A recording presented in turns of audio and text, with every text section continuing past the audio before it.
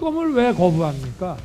죄 졌으니까 거부하는 겁니다. 윤석열 대통령이 김건희 특검법에 대해 거부권을 행사했습니다. 군사작전 펼치듯이 국무위원들을 동원해서 대통령과 대통령 가족을 위한 방탄 국무회의를 특검법 찬성 및 거부권 반대가 65% 철저한 국민 무시입니다. 거부권에는 내재적 한계가 있습니다. 아무 제약 없이 행사한다면 국회 입법권이 무력화되고 행정 독재가 되고 말 것입니다. 특검은 총성령 앞 허튼 소리입니다. 탈탈 틀었다는 말이 나올 정도로 당시 검찰은 김 여사에 대한 압수수색이나 소환조사 한번 제대로 하지 않아 김건희라는 이름도 입에 올릴 수 없다는 듯 도이치 특검 역시 김 여사가 절대 존엄이라도 되는 모양입니다. 미국의 37대 대통령 리처드 닉슨은 워터게이트 사건 특검을 해임해버렸습니다. 이로 인해 닉슨에 대한 탄핵 여론이 더욱 높아졌습니다. 막강한 권한을 부여받은 대통령이 그 권한을 사적인 목적으로 사용하는 것은 있을 수 없는 일입니다. 헌법 교과서에는 거부권의 남용은 탄핵 소추의 사유가 된다고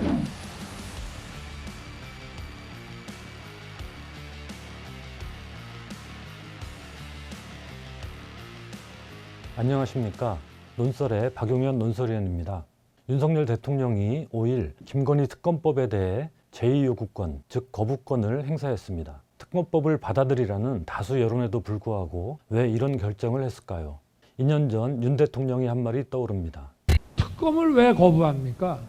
죄 졌으니까 거부하는 겁니다. 대장동 특검 하자고 그러니까 무슨 고발 사주까지 끼워 넣어서 하자고 그래서 저는 하라 그랬습니다. 왜냐? 걸릴 게 없으니까. 근데 이 사람들은 왜 안 합니까? 진상을 밝히고 조사를 하면 감옥에 가기 때문에 못하는 겁니다.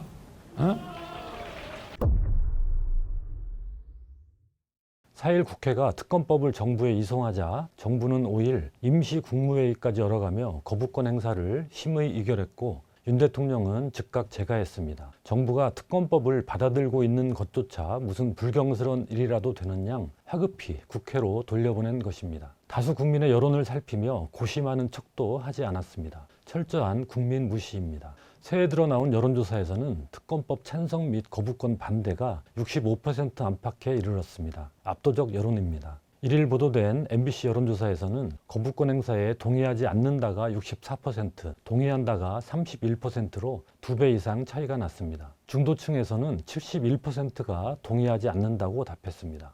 같은 날 보도된 경향신문 여론조사에서도 거부권 행사가 부적절하다는 응답이 62%, 적절하다는 응답은 23%였습니다. 중앙일보 여론조사에서도 응답자의 65%가 거부권을 행사하지 말아야 한다는 의견이었습니다.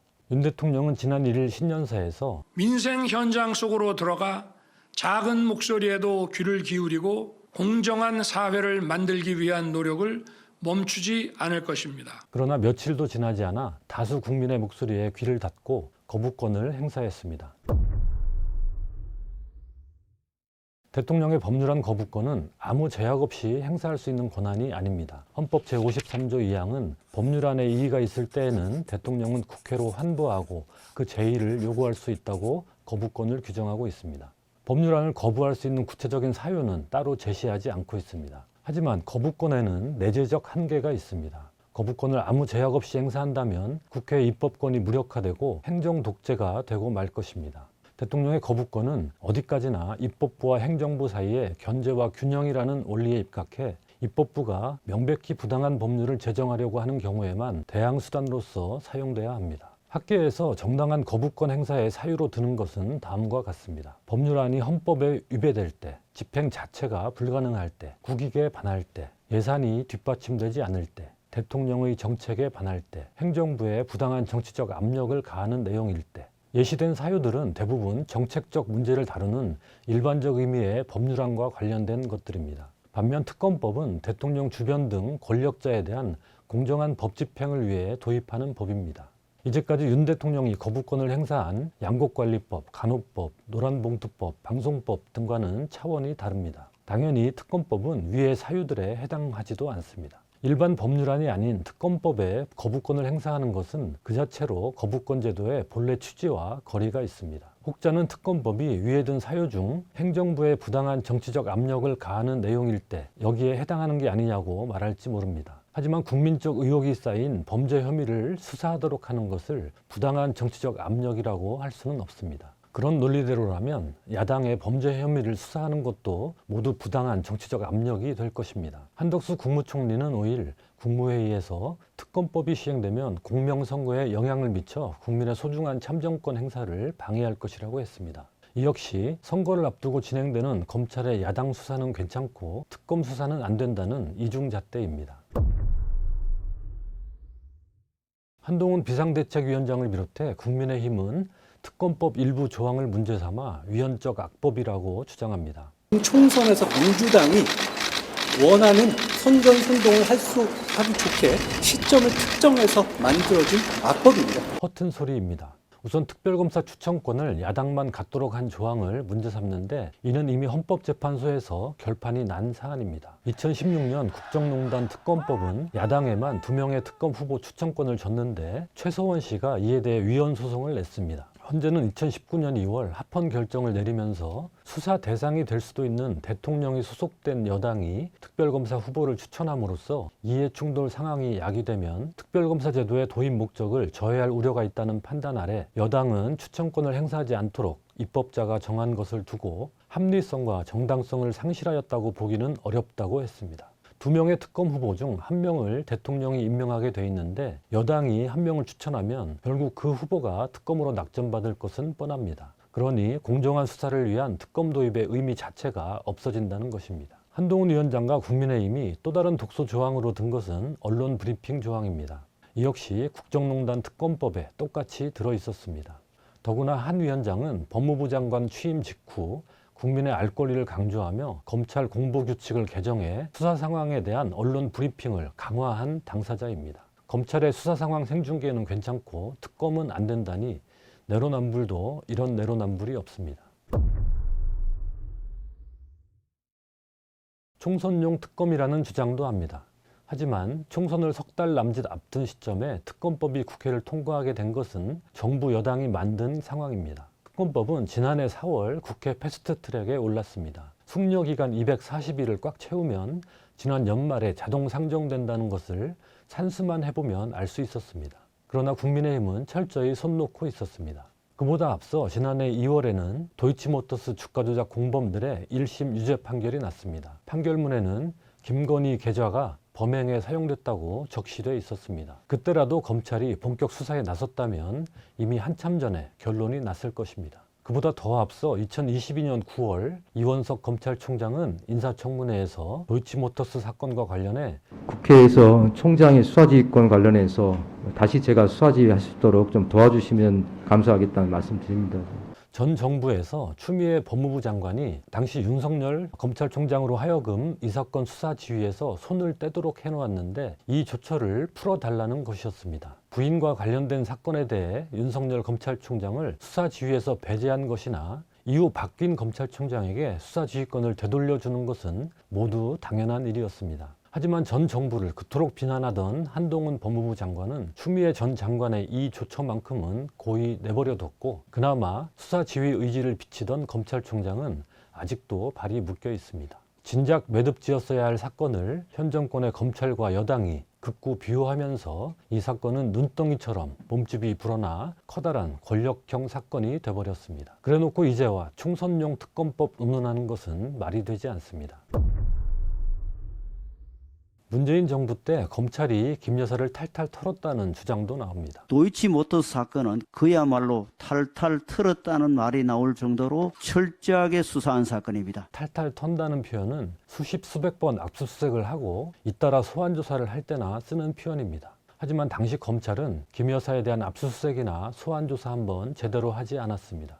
윤석열 대통령이 문재인 정부 때 검찰총장이었고 곧이어 야당 대선 후보가 됐는데 그 부인의 혐의를 검찰이 철저히 수사했을 리 없습니다. 게다가 김 여사의 증권 계좌를 관리하며 주가 조작에 사용한 일당인 투자자문사 임원 민아무개 씨는 대선을 앞두고 미국으로 도피했다가 정권이 바뀌고 한참 뒤인 2022년 11월에야 귀국했습니다. 이 투자자문사는 김 여사의 증권 계좌 거래 내역 등이 담긴 김건희 파일을 작성한 곳이기도 합니다. 민 씨의 도피는 김 여사에 대한 수사의 객관적 걸림돌이 됐을 것입니다. 정작 김 여사의 혐의와 관련한 구체적 정황들이 알려지기 시작한 것은 현 정권이 들어선 이후입니다. 공범들의 재판 과정에서 공판 검사들의 입을 통해 김 여사가 주가 조작에 관여한 정황들이 자세히 제시됐습니다. 이는 그동안 검찰 수사에서 김 여사 혐의를 발견하지 못한 게 아니라 오히려 혐의 정황들을 발견하고도 덮어뒀음을 보여줍니다.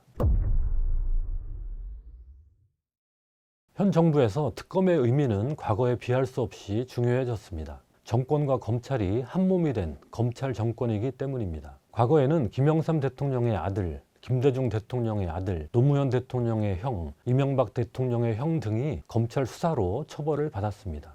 검찰이 권력의 신여라는 비아냥도 받았지만 대통령 가족의 비리 의혹에 여론이 비등할 때면 이렇게 수사에 나섰습니다. 이명박 대통령 때는 아들을 수사 대상으로 하는 특검도 도입됐습니다. 하지만 현 정부에서 김건희 여사는 마치 치외 법권이라도 되는 것처럼 검찰이 미동도 하지 않고 있습니다. 가족 비리에 대한 특검을 거부한 것은 헌정사상 이번이 처음입니다. 대통령 측근에 대한 특검법이 거부된 사례는 딱 한 번 있었습니다. 노무현 전 대통령 때입니다.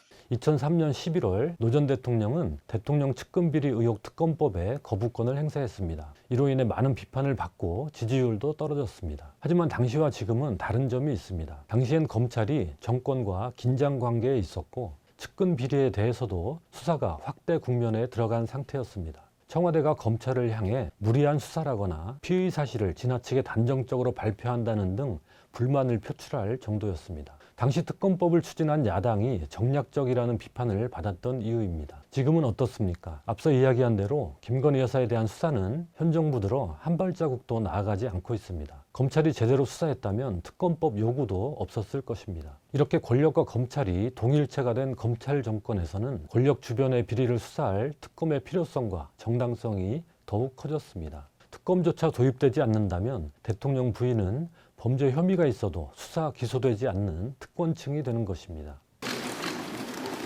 법 앞에 예외는 없어야 합니다. 국민들이 보시고 느끼시기에도 그래야 합니다.